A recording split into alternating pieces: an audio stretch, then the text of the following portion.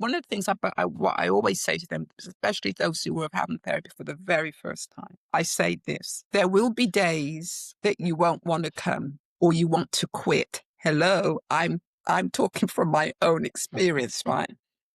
And I said, and it's at that time I want you to dig deep and come. And I've had clients who stayed with me for 4 or 5 years. At the end of it, when we do our endings, they've said to me, if I hadn't told them that, they wouldn't have continued.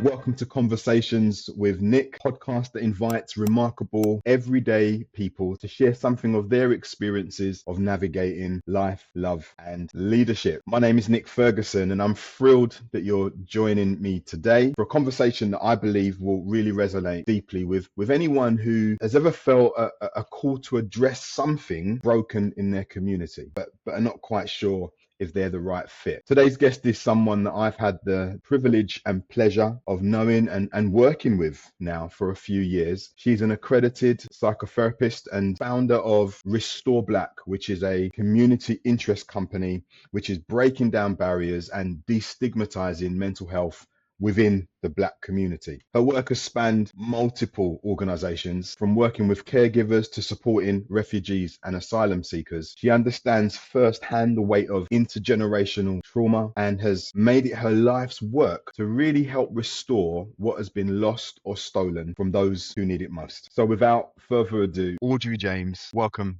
to the podcast. Thank you, Nick, for inviting me to come on, although it was a bit,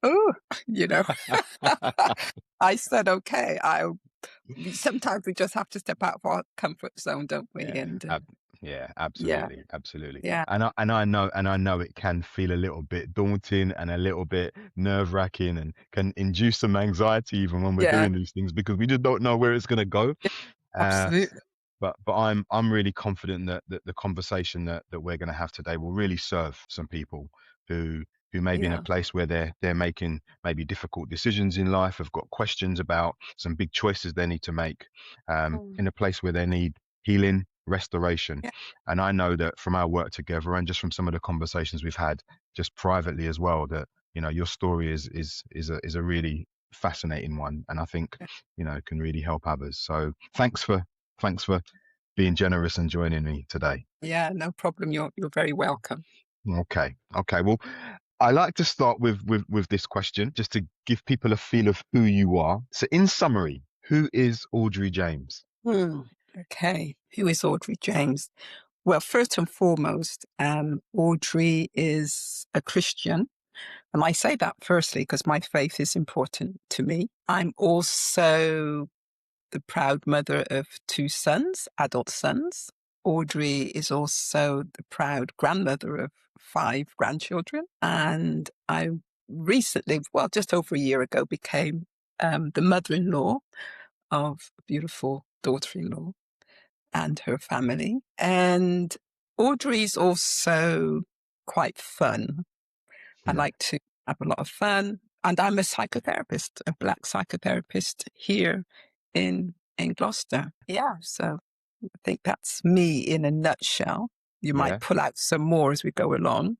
Yeah. I guess as I'm speaking with you and I see the images and the colors that are on you that you're wearing, and also in your room there, and you just mentioned fun. I guess say a little bit more about the fun, because I guess when people think about, you're a psychotherapist, and sometimes when people hear things like psychotherapist, they're like, they can have all manner of connotations. Fun might not be one of them.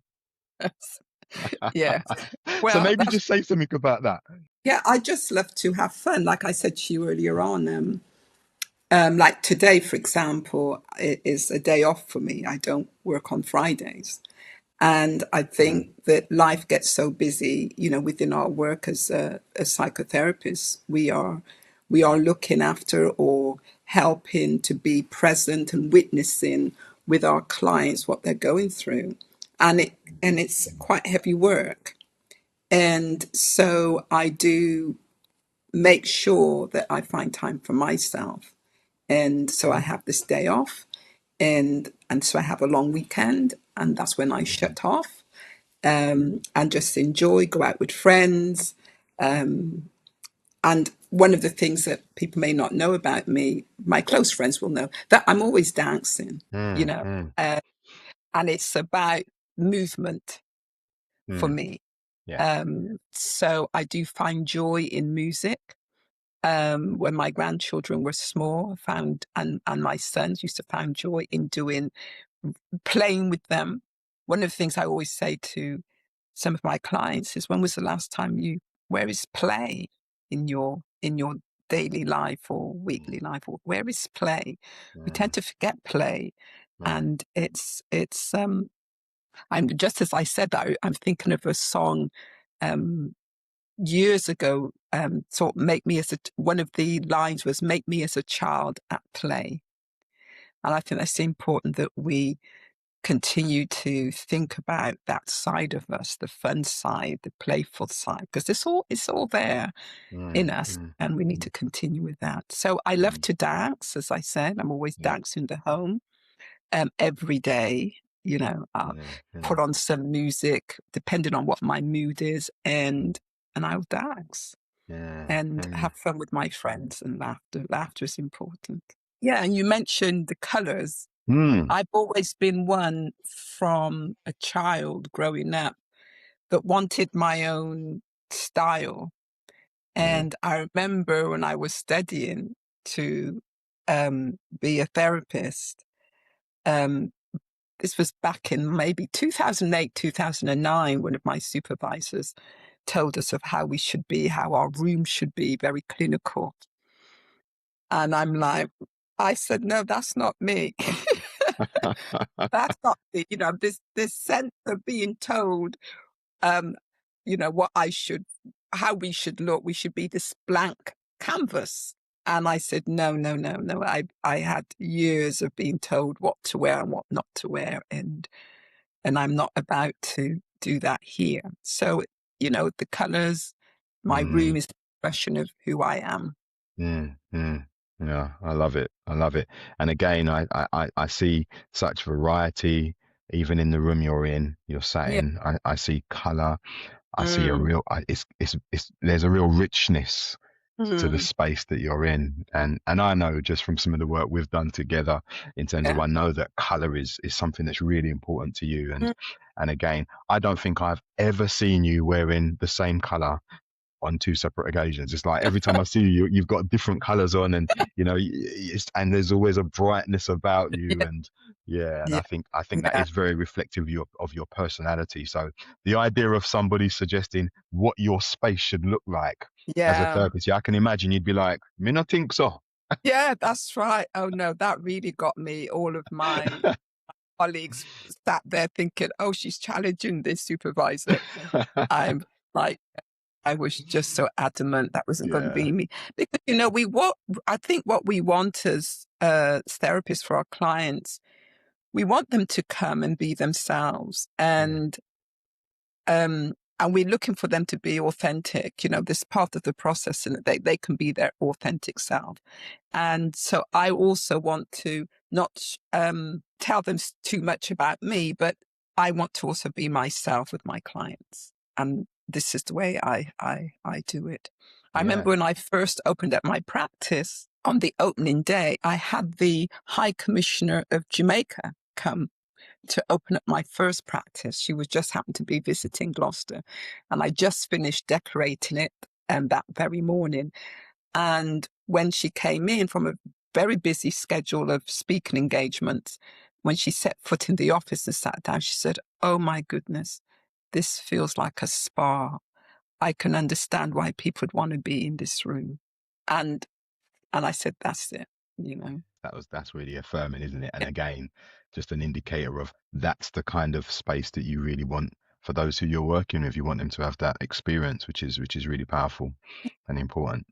yes, very true. Okay, cool. So you mentioned a supervisor who Mm, had an idea about how you ought to set up your space. Yeah. And we've experienced those types of conversations with different people in those positions of power Yeah. before, but we won't go into that as another conversation No. altogether. Yes. But I guess with that, then, you know, a question that I'm curious about is, who have been some of the key influential figures in your life, you know, and what are the types of things you've learned from them about leadership and about how you just relate to others in your context? Okay.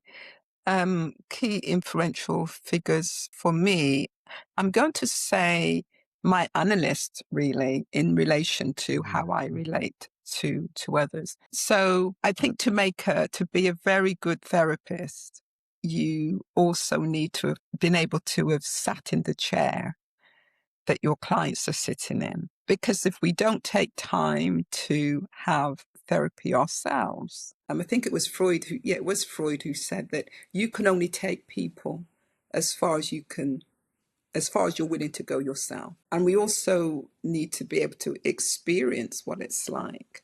So my analyst has been very influential for me in the years of seeing him 2 times a week. What he taught me about his presence is containing presence and the sense of being able to make me feel safe.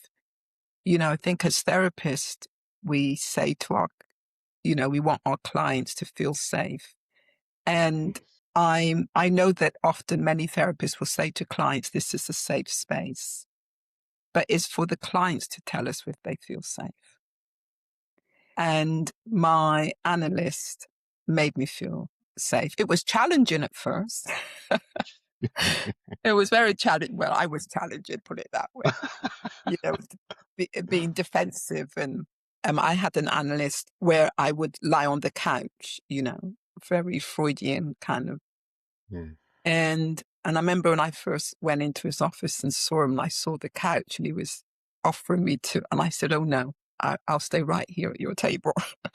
I sat on the chair. So it's also about, you know, leading, you know, allowing your clients to use the space how they want to use it.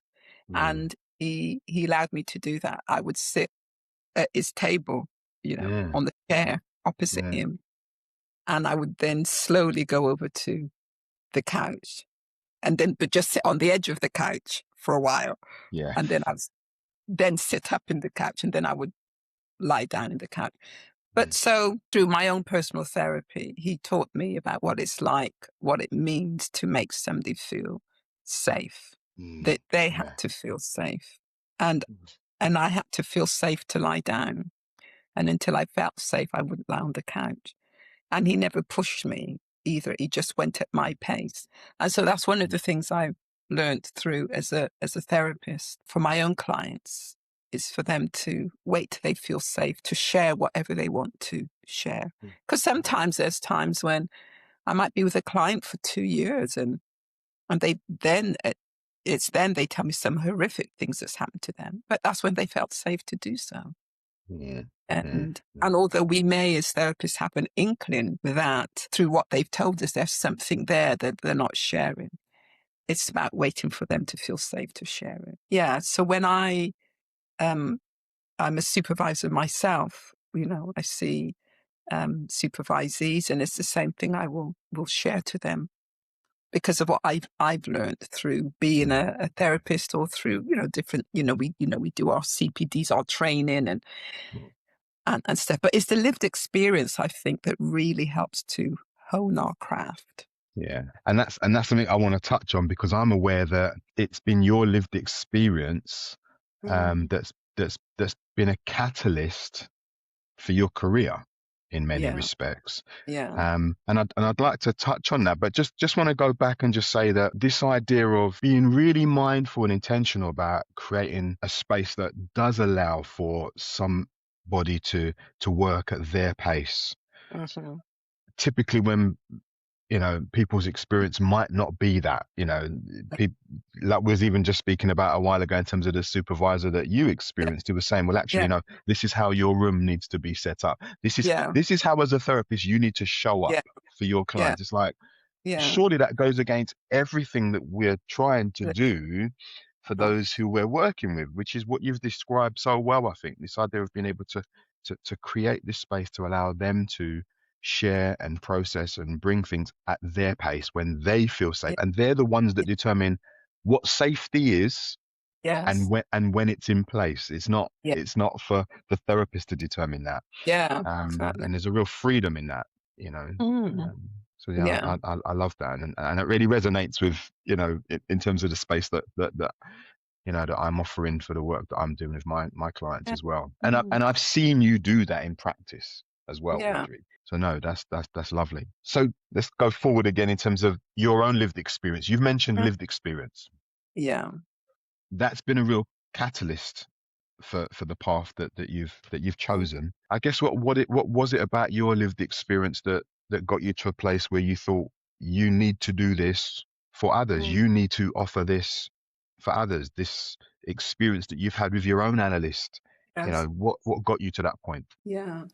Well, there's a saying, isn't there, that as therapists we are the wounded healers, and I just love that saying because it's so true. So as they growing up, we've all heard of the Windrush generation, and my parents are from that generation, and so am I. And so when my parents left Jamaica to come here. They left me in Jamaica. Mm, Um, and I wasn't even a year old yet. So, and I was left with my grandparents. And I grew up for the first 5.5 years of my life in Jamaica, really believing that my grandparents were my parents. I didn't know that I had parents in the UK, mm, or even a sister. I just thought my cousins, we were a family. And then one day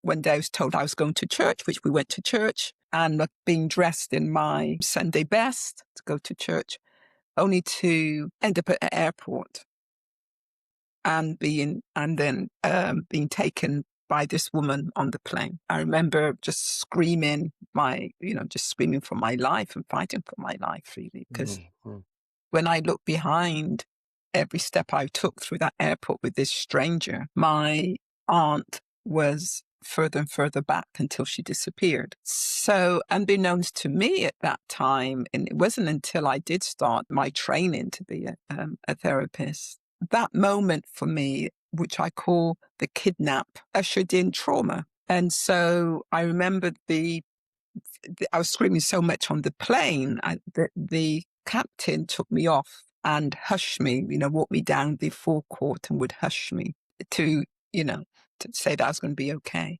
And mm, then when I finally be quiet, he took me back on the plane and we joined this strange lady who I never met, still don't know who she was. And then I got to this side of, I got to the UK, and this stranger then it then gave me to two other strangers, which were my mum and dad. And then this screaming started again, and I just was running for my life up and down the airport, didn't want to be caught, and I didn't know what was happening to me. My world had changed, just no preparation.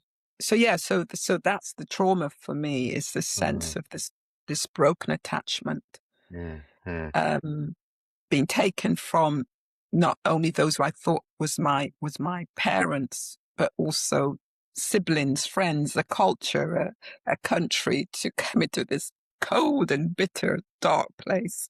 I guess that's why color is so important, you know?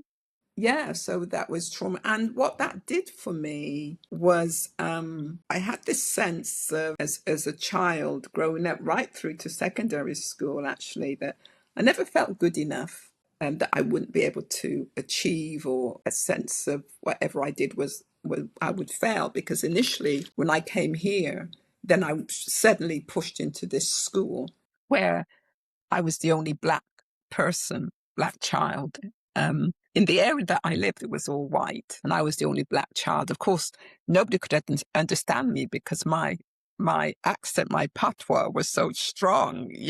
So, for example, those who are from the Caribbean would understand this, and I'll translate for those who are not.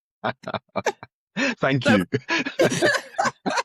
so if I want to go to the toilet, I would say, "Me want pee pee, Me me want." want TV. Me want go So to the toilet. yeah, That's so then I brilliant. try to understand me. So, and what Mm, would happen is that all of my schoolwork, especially in infants and junior school, I would always fail. It would always be an F on my report cards, and the teachers would always say on the report cards that I have the ability, and they never understood why I wouldn't, I couldn't understand. But through this work that we do as therapists, it was because of the trauma. Because when trauma happens, it holds you, it gets held in the body and in your mind. And so nothing else would get in because I was still processing, well, I wasn't even processing the trauma. It was just there. And of course, my parents and the schools at that time didn't understand why this child couldn't grip something because I was already in the grip of trauma. I was still trying to think where I was looking around, where am I? How do I go to, sleep in a hot country and then the following yeah, day I woke up in another world? yeah, I yeah. couldn't make sense. With people who didn't look anything like you as well, Absolutely, or absolutely. sound like you. Or sound like me. And then when I remember the first time I saw this white stuff falling out the sky, I ran. I was terrified. And Mm, my mum would say, "Go on out, dear, go play." And it was just terrified. This thing that would back in those days, snow was thick. yeah, It yeah, would come yeah, up to your ankles and I was freezing and I just could so all that making sense of all that, the food and yeah, everything. So because I was always getting Fs, I would always just feel I would fail. And my mother would always say, "Why can't you learn? Why can't you learn? You can't learn," and so going into secondary school, and this is the first time I'm, really saying it, so my friends who would listen, probably would listen to this, would be surprised that I wouldn't study. I became fearful of even attempting to do something, and so I would homework or exams I wouldn't revise because I was so gripped by this self-doubt, this sense of that I'm going to fail anyway. So I wouldn't study and revise. And then I would do it. So I became a good procrastinator. But the reason why, individuals procrastinate, which I find out about myself, also through therapy, was I was fearful. yeah, When we procrastinate, it's sure. because there's a fear. Yeah, And I was fearful that because of what would happen also with my parents, you get home, you get a bad score and you fail your test. It wasn't nice. Let's yeah, just say that for yeah, the moment. yeah, So all that fear. And so what I would do is procrastinate. And then at the 11th hour before the test was due, the night before, I would say, well, I better do something. And then I'd get doing it. And then I'd get a grade in secondary school of a C, which I thought was brilliant because for the yeah, first time, I wasn't seeing an F. yeah, I yeah, was seeing a C. And then it started making me think that if I can get a C just through 1 hour of reading everything, just imagine what I could get if I just took time to yeah, study, yeah, to, yeah, so it was, yeah. yeah. So that was Mm. what it was like early, as a child. And that experience of what you describe as you remember it as the kidnap, Yes. this early childhood trauma of Mm. being taken away from a loved one, a significant other in a Yeah. completely different land, Yeah. being taken by a stranger, flown across the waters to another land, and then handed over to Yeah. two other strangers, you know. Yeah.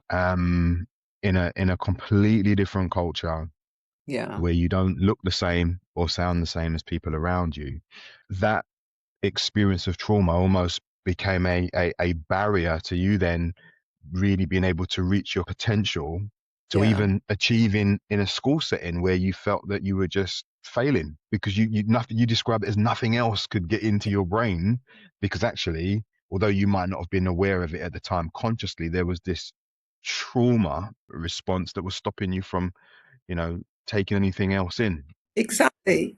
That's right. And it's through that one of the things regarding trauma, one of the things I've learned for myself through my own analysis and, training is that what was laid for me was this, there became this barrier, this foundation in my head. So anything good that was coming in would bounce off this solid foundation of, no, not good. Because why would I be given away? Why would I be kidnapped away? Why would my grandparents who I love give me away? So that sense of, well, not good enough, there must be something about that for me. But I always had this but I always knew growing up that I'm going to do anything I could because I'm out of here. I was already planning my escape. I'm going back home. I would always say, I'm going to go back home. When I was 8, 10, I'm going to go back home, meaning that I didn't see where I was as home with my Mm. parents. Home for me was where I was as a baby, Where grown you'd up been to taken from. yeah, where I'm going home. Yeah. And that sense of going home stopped when my grandmother died when I was 12. It was the most horrific thing for me. I never saw her again. And so the sense of going back home stopped. But what I did then do is leave home at 16 to make my own home. Yeah. Okay, 16 years old. I mean, that's young. But Yeah. didn't feel young that time. But when I think about my own children and my grandchildren when they turned Mm, 16, thinking, my goodness, mm, I was doing at 16, making my own way. And mm, but you asked mm, the question of how I came to then train. mm. I think this will be my last career, but this is not my first career. I was in housing for a while, and it was at a time when I lived in America for 10 years. And whilst I was in America, they thought I had cancer. Well, there was some cancer cells they found, and I had to have a hysterectomy because of that. And while I was waiting for the test results to come back to see if I had full-blown cancer, I remember lying in my hospital bed thinking, if I die from cancer, if this takes me out, then I think I would have died the most miserable woman, because I knew I did a lot of masking. That trauma followed me. And then it was then there lying in my hospital bed waiting for the results that I decided if I if I get out of this, I'm going to start seeking therapy. So I did. I went for a therapy session while I was in America. Great therapist. I went for one session. I never went back. And I just thought this was supposed to help me. I felt worse because Oh, what therapy does, it does make you look yeah, it brings head things to on. the surface. Yeah. Yeah. And I didn't go back. And then when I came back here to the UK and I was in housing management, and I was managing about 12 to 15 staff members.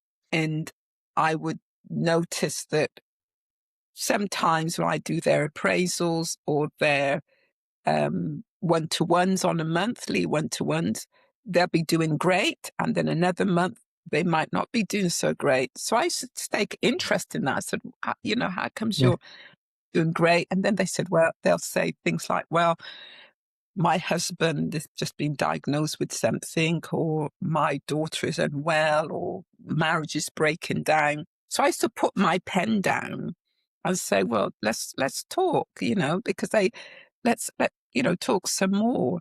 And so Yeah. I'd then go back to my boss and say, you know, this individual, I think we could we offer them some time off because they're going through, but he wasn't having it. But they felt that they could talk to me. And although they were still going through some stuff, their work improved because they felt they had somebody who understood them, who wanted to hear them.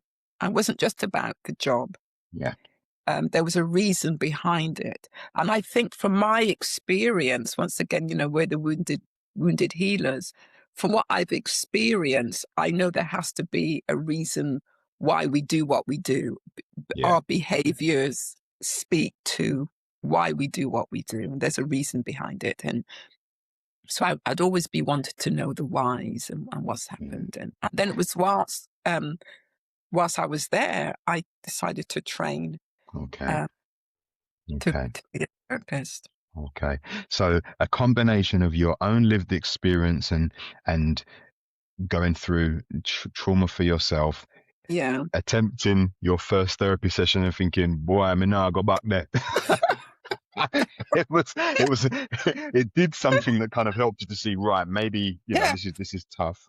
But then actually in your role, in your leadership role, in supporting team members, you created space. You were able to say, okay, well, let's talk. Let's explore what's going on for you, because clearly there's a pattern between what's going on for individuals and their performance, and helping them to kind of navigate that and speak that through.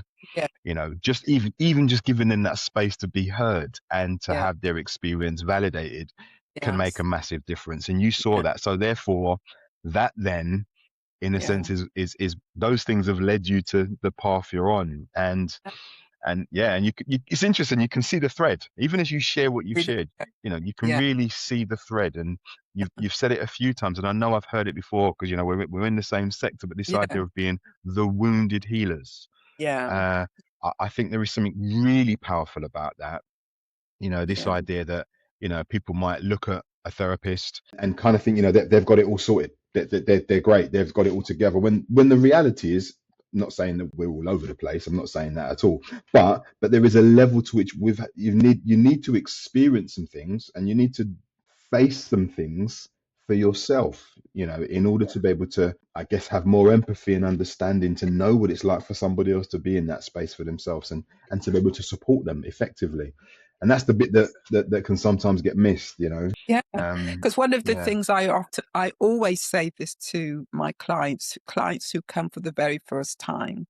And I know there might be clients, individuals who are thinking of therapy, but never gone through. So, I think this is important to say here, is one of the things I always say to clients when they first come, because it's a journey for them. They don't just pick up the phone one day and say, I want therapy. It's been a process. They've been thinking about it.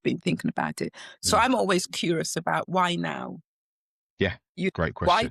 Why today? Why not last week or last month? So there's something about that. One of the things what I always say to them, especially those who are having therapy for the very first time, I say this: there will be days that you won't want to come, or you want to quit. Hello, I'm talking from my own experience, right?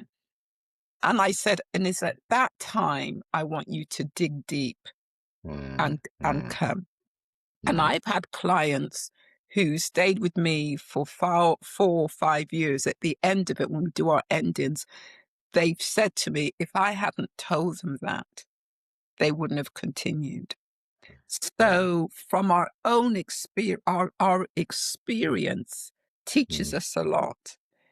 And you talk about, you meant one of the questions you asked me early on about who's influenced me. So when I finished my training, fresh out of training, I started working with a great organization, the Bridge Foundation in Bristol. And fresh out of training, wet behind the ears, as they say. And my colleagues there, my supervisor there, were just brilliant in helping me to be where I am today. So fantastic.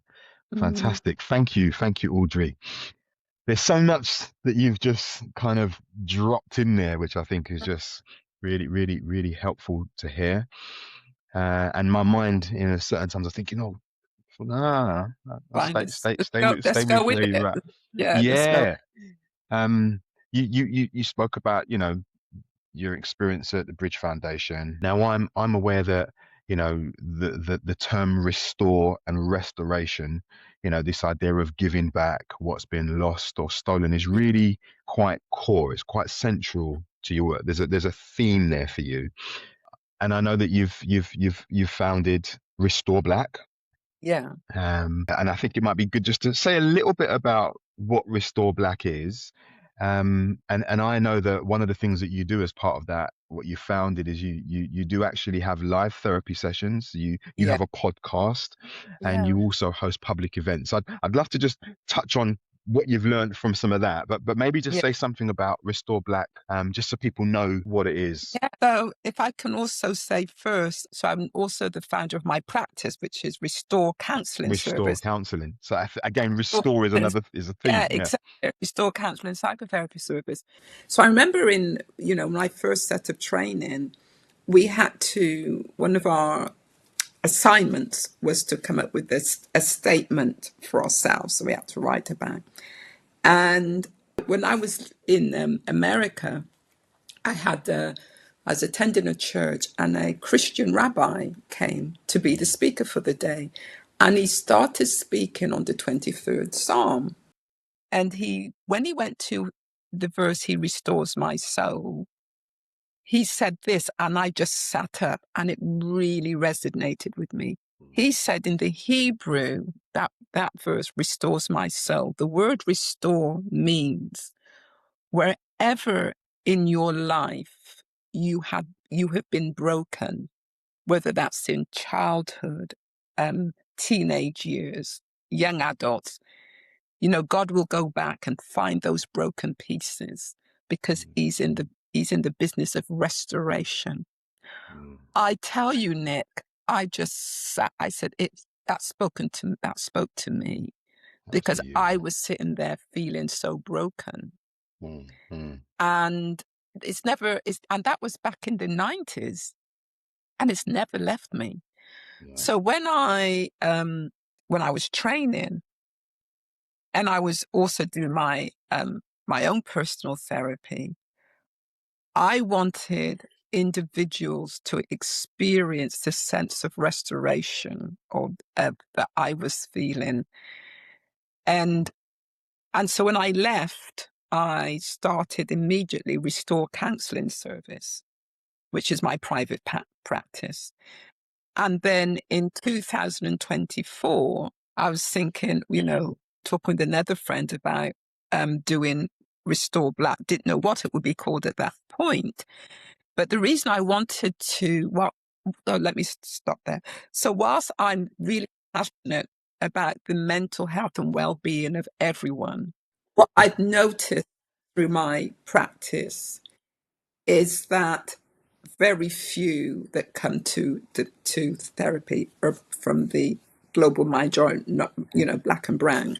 And so I thought there is an epidemic going on with that community about our mental health. And that is because of, once again, history, about being raised not to talk our business, not to share. And that all tends to do with, our parents coming here and the racism they experience. Who could they trust? Yeah. So they became silent, and then taught their children, don't talk your business, Mm, and not mm. everything you tell everybody, keep it, That's right. Yeah, keep man. it in. And because of that, we don't think about the impact of what's happened with us, what racism is doing to Mm, us. Keep it in. And once again, I say it's get housed in our body. And I, for one, know exactly what that feels like and how it mm, can impact us, our mental well-being, how it impacts us. So I was thinking about need to do something, and what would the name be? And then it was with my son. We were in fact, I was in A&E one night with a bad eye, and my son said, "I'll come and wait with you." And then I was telling him about what I'm thinking about. And I said, we're thinking about different names. And he said, well, man, what about Restore Black? You know, so I wanted the word black in it. Mm. Mm. Yes, because reason for Restore Black is like a play on words, isn't it? Instead of restore back, it restores about giving, giving back something that was stolen. If you think about us, we were once kings, pharaohs, queens, owners, mathematicians of all that we surveyed, and then, things like slavery, the transatlantic slave trade, and all that's happened to us, how it's impacted us, and the intergenerational trauma Yeah.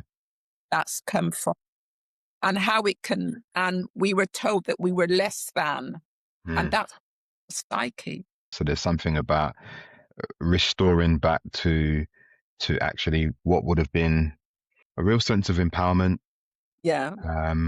a real recognition of what one was capable of doing, Absolutely. with the right environment, with the right support. Yes. And again, you mentioned trauma, and I guess there's something again about recognizing where the traumatic experiences, and you mentioned intergenerational trauma, this idea that it's passed down from one Yeah. generation to the next, the impact of that, you know. Yeah. So really important to kind of just so in terms of what you're doing in the community, I'm aware of some of that, and Mm-hmm. but I think one of the questions I'd be interested just hearing you answer is, when you've created these spaces, for example, you've got the live sessions, you've got the podcasts, you've got the events that you do with Restore Black, and also in your private practice, and you're having difficult conversations about mental health, stigmatization of mental health within the Black community. What are some of the things that you've observed and noticed from from those of us in the Black community? What have you noticed? What have you observed in your Yeah. experience? One of the things that I have observed is, like I said, the reluctancy to come forward. But what's happening now, there's a shift, as you and I worked together in one of the first Black therapy group in Gloucester. Yay, Come history on. and what.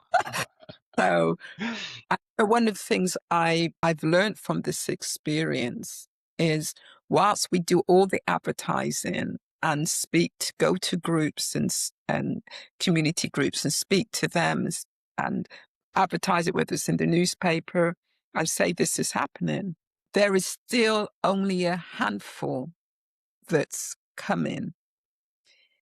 And yes, I feel disappointed with that.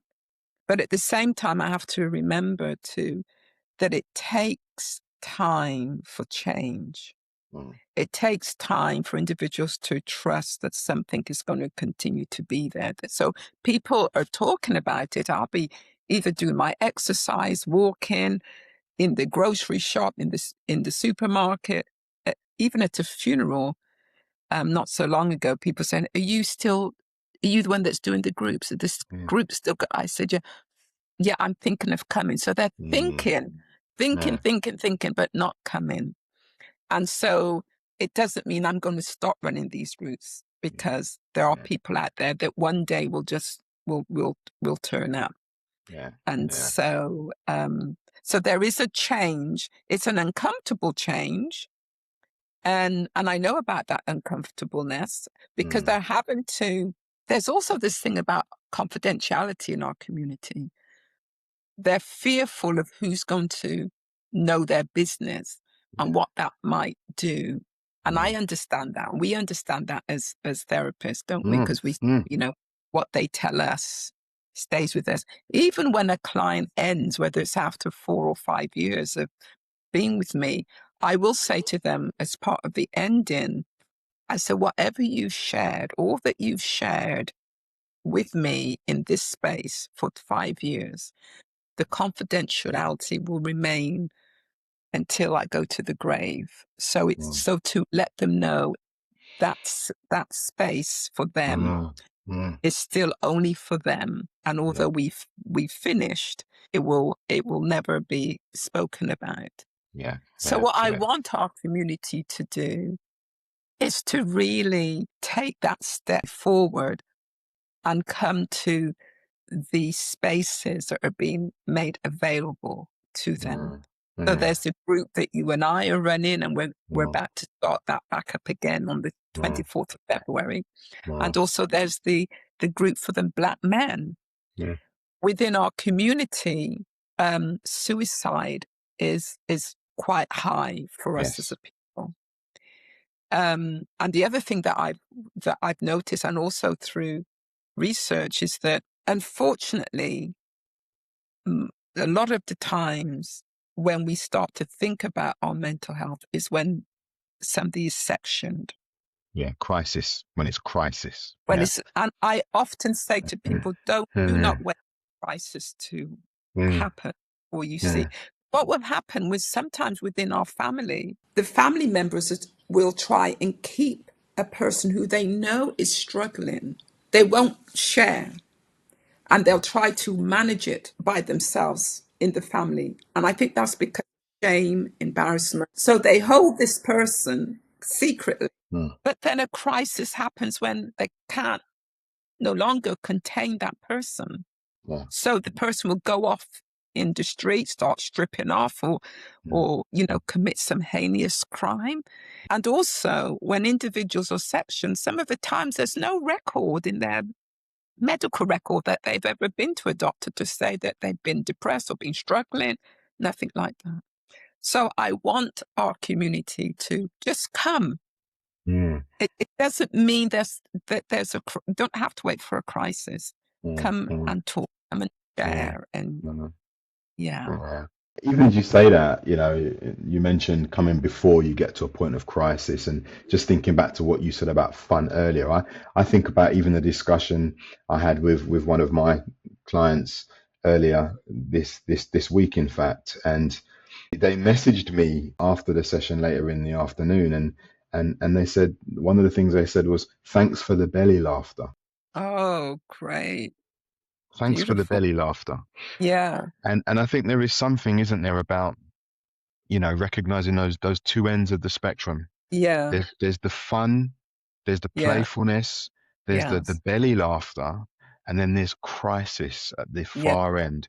And yeah, what you're describing in terms of the work you're doing, particularly, with those in the Black community who for whatever reason, because of yeah, our, maybe cultural cultural patterns that are deeply rooted, yeah, for example, the hesitance to then speak about what's going on in terms of our yeah, feelings, maybe what we're experiencing in our families. You're creating that environment where actually somebody can do that, and yeah, it's so important because it's about prevention.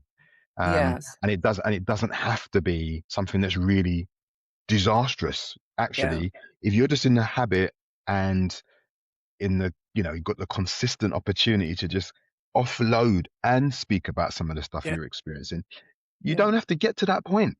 And yeah, I think part of what you're speaking to within the Black community in particular is, and there's others as well, but in terms of the context of our conversation, we're yeah, speaking about the Black community.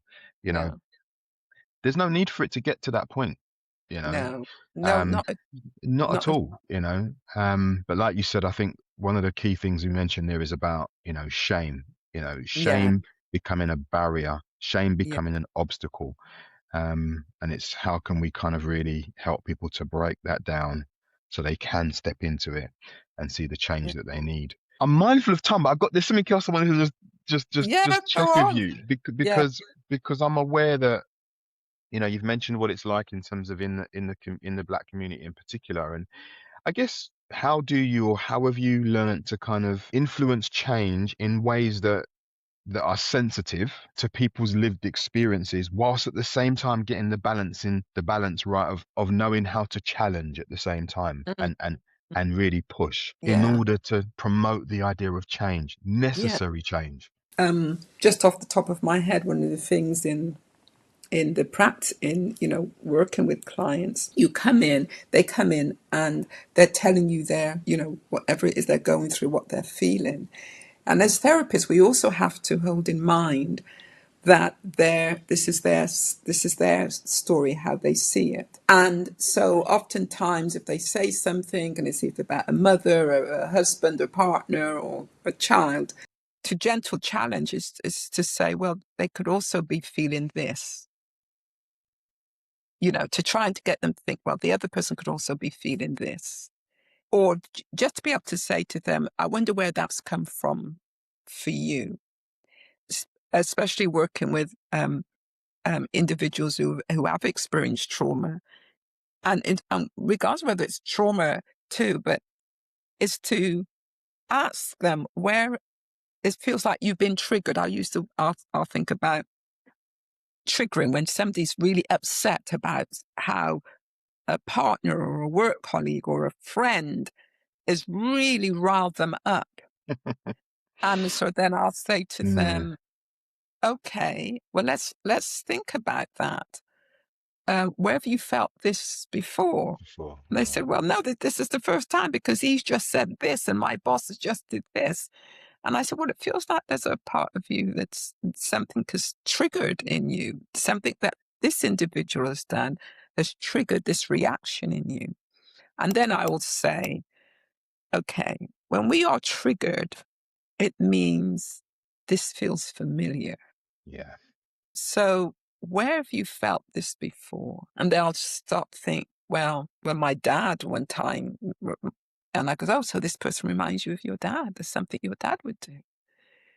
So then then they get it. It's not the person there. It's that they're angry with their dad or their mother or their whoever. So it's also this sense of that's how we challenge is to think about, okay, what's happening with this person? This is bothering you so much.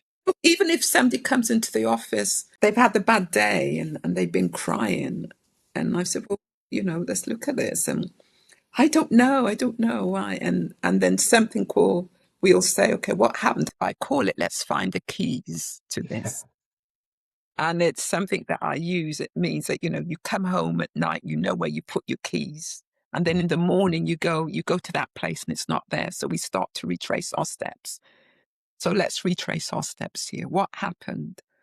And they'll go back and then they'll find, goes, oh, this is why. Yeah. And then Yeah. so what they start to do is process. Because many a times too, there are things that we house in us that in therapy, we find the unprocessed trauma.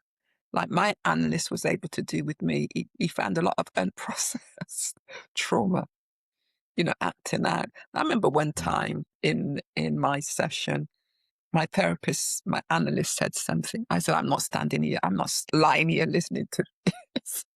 I'm going. So I got up off the couch before the session was over. And I remember he saying to me, he said, before you go, do not slam the door. So I went out and I slammed the door. So there's that child in you that comes up every so often.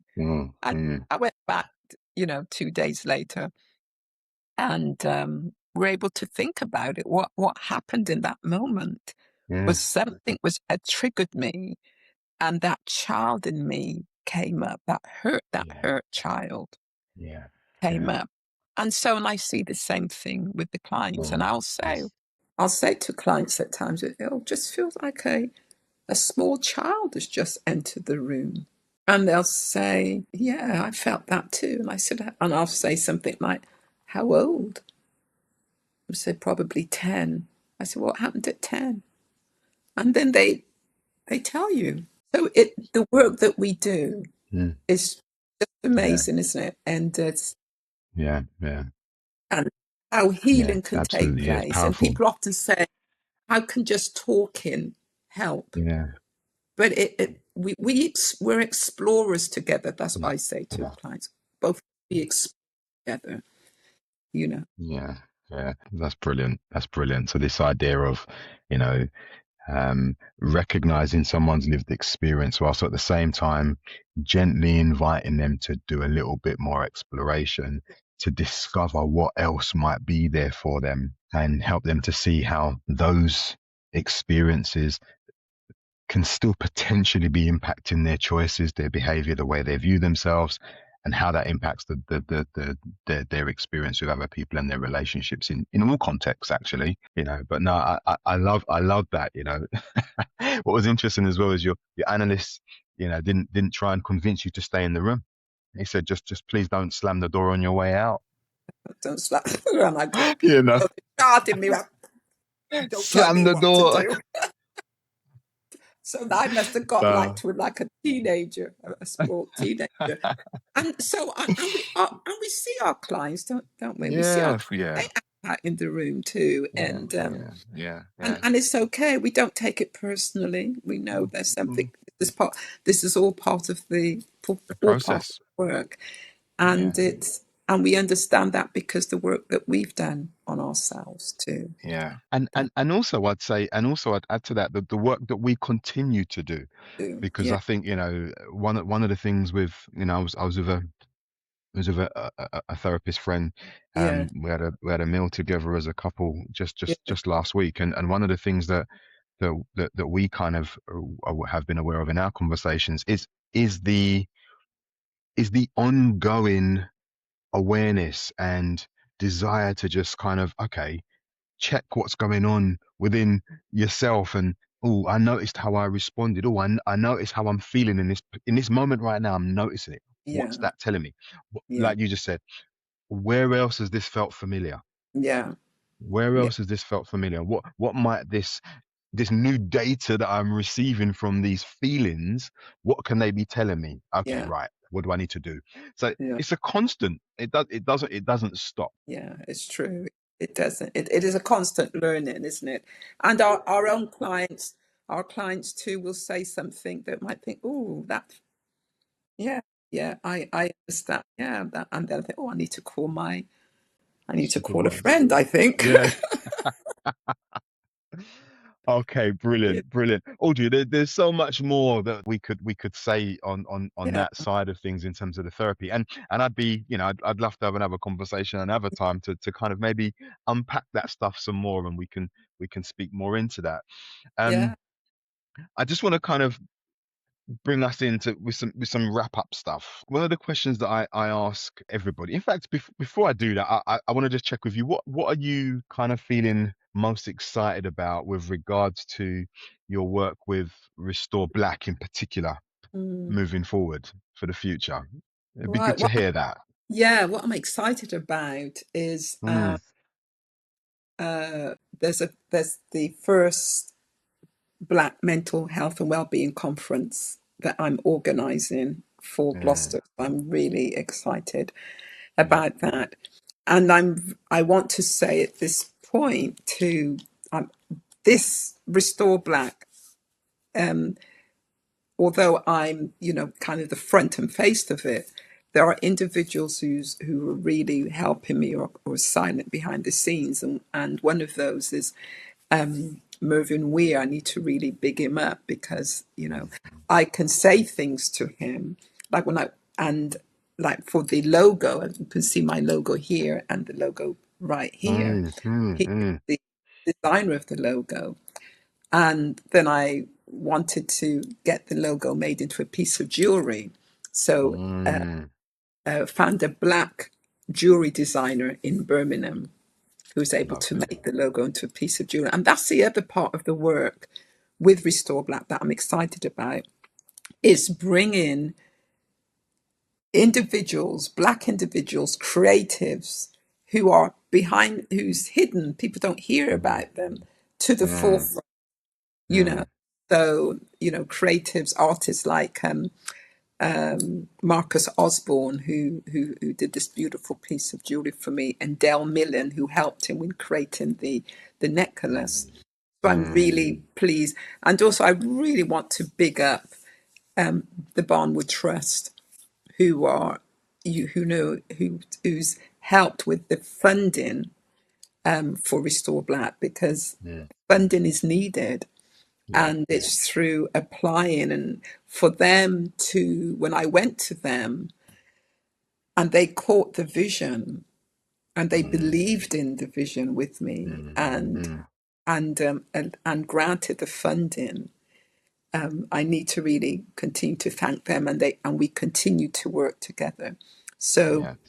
Yeah. without Yeah. without individuals like Mervyn Weir, who's a creative, a playwright, and the Barnwood Trust and others, I wouldn't, you know, and the Yeah. Gloucestershire Community Grants, who's able to help me to be able to set up my podcast too. Yeah. And I Yeah. have to thank all the individuals who's been on my podcast that I'd like to also delve in, like we've been Yeah. doing today. And so the reason I said yes to you, Nick, was because that I know of your work and what you do, and the help that you've given me in with the therapy groups. But also, one of the main reasons is because if I'm asking individuals to come and open up, Yeah. you Yeah. know, I need to be able to do that too, Mm. you Yeah. know.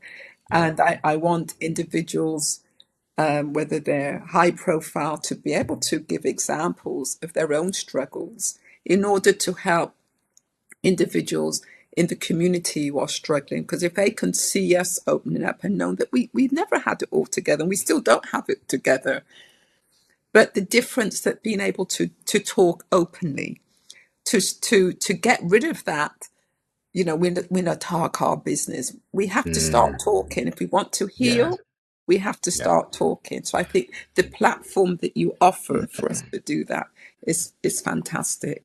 And Yeah. I'm hoping that as it goes far and wide, how freeing and how liberating and how restoring it can be to Mm. sit with the thing that's uncomfortable, Yeah. Yeah. you know, Yeah. It's great. and explore it. Yeah, Yeah. that's great. So there's so much more in the future for Restore Black, and you've got big projects. I know you've Yeah. spoken with me about the conference as well. That these are Yeah. things that you're planning, and I think it's really important as well. We'll get and include. I think it'll be important to include not just details of the work you're doing and where people can find you, which we will put in the Yeah. description for this episode, but also for some of those creatives and those other individuals that you just Yeah. mentioned. Yes. I think it'll be good for us to be able to also include them so people Yeah. can go straight to them and find Yeah. them and find Absolutely. their work as well. Like you said, it's about bringing individuals to the Yeah. forefront who are typically hidden or Yes. invisible doing stuff that's really, really impactful in the Yeah. background. So we'll do that, and Yeah. we'll make sure that that's all included as Thank well. you. That would be Yeah. great. Be No, great. that's fine. That's fine. Be So great. so let's come into land. Let's come into land, all right? Okay. You've given a lot of time generously. Okay, so I'm mindful of that, and I really do appreciate it. Can I just ask you, what what would you say that you once believed, Audrey, in your experience now, all these years, and with some of what you've shared today, what would you say that you once believed about yourself, about therapy, about leadership, that Mm-hmm. you now view differently? Mm. Well, I think go back to the beginning with that one from how we started this. I believe that I wasn't good enough. I Mm, would I would fail, and that was a very strong belief. And obviously now through the work I do and what's happened, that belief through therapy is no longer there, and because of that, I'm able to hear others and encourage others, and to be able to say, yeah, you can do it. I often, will say to people, whose voice is that you hear?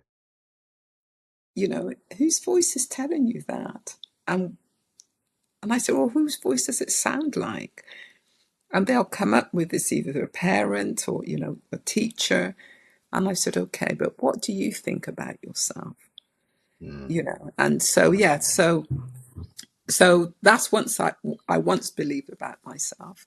And Yeah, every so often we do have this imposter syndrome that comes over us. When you ask me to speak, when you ask me to come on this, I've gone, oh, you know. But you have to override that, and I'm glad I yeah, did. And you yeah, certainly, Nick, has made this space feel very safe for me to open up because I didn't know half of what I was going to say today. So that is, you really made me feel. That's good. Yeah, that's good. Thank you. And for leadership, Mm, one of the things is, as I said, as being, as we are the wounded healers, is learning from our own experience, my own experience of how I've overcome and how, because of that, I can champion others mm, and mentor others and supervise others. mm, Because of those leaders that I went to who took time for me, and I will be so forever grateful to them. mm, And I think of, as I said, my analyst, and I think of my colleagues at the bridge who, when I came in, wet behind the ears, and it was an all-white organization. yeah. I was the only black person fresh out of training, and they took me under their wings, and my supervisors there, my line managers there, and Mm, mm, they helped me. yeah. When we come out of training, it's just training. We don't. Mm, It's when we come out. When we come out of training, we're boots on the ground. This is now where the that's rubber right. meets the road, and it's like, oh That's my right. goodness. That's right. So yeah, I'm forever grateful to them, and also I have to. I stayed with them for 12 years. I just left there in July last year. And Mm, mm, also GARAS, Gloucestershire Actions for Refugees and Asylum Seekers. yeah. Yeah. Jeanette Campbell there and their team, my other colleagues there. I've learned so much from our clients too. Mm, mm, mm, The trust they put in us and trusting us with their stories, allowing us to see, invite us into the privacy of their souls, yeah. to be able to bear all, and to say they're showing us a part of themselves that they don't even share with parents or partners, but they give us. That's what an honor. What Yeah. an honor Privilege. it Yeah. is Well, for definitely. them to feel that they can do that. So Yeah. I Yeah. learn from them too. Great. Yeah, Great. Thank you. Thank yeah. you. Okay. So before we end our conversation, Mm. would you like to share one idea, thought, quote, or just takeaway to leave with our listeners and our viewers?